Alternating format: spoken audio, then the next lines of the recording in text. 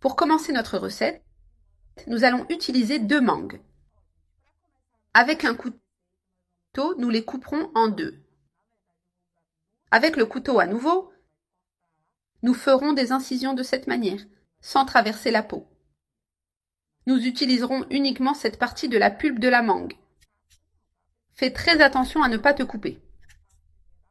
Avec une cuillère à soupe, nous allons retirer la pulpe que nous avons découpée de cette façon et la déposer sur la planche jusqu'à ce qu'elle soit entièrement enlevée. Tu vas adorer cette recette.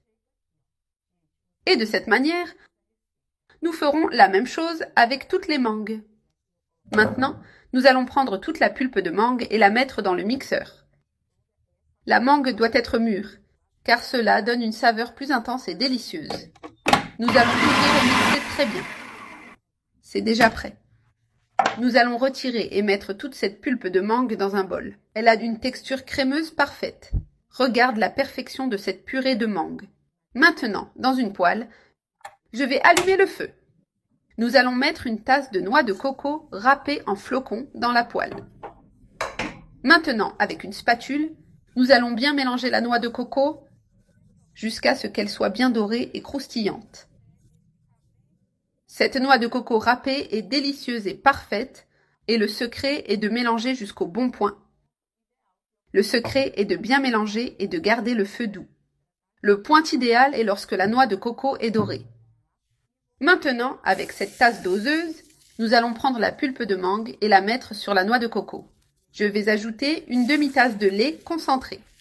Le lait concentré ajoute une touche merveilleuse. Maintenant, nous allons tout bien mélanger pour que la noix de coco s'intègre et cuise jusqu'à atteindre la consistance de brigadeiro. Nous allons mélanger pendant environ 7 minutes et ce sera incroyablement savoureux avec une couleur magnifique. Le point idéal est lorsque le mélange se décolle complètement de la poêle. Je vais éteindre le feu. Maintenant, nous allons transférer dans un autre récipient et avec une spatule, nous allons étaler pour qu'il refroidisse à température ambiante.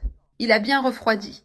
Avec une petite cuillère, nous allons prendre une petite quantité et former une boule. La petite cuillère aide à mesurer la quantité.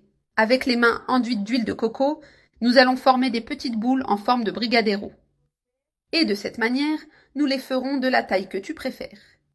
L'huile de coco n'interfère pas avec le goût.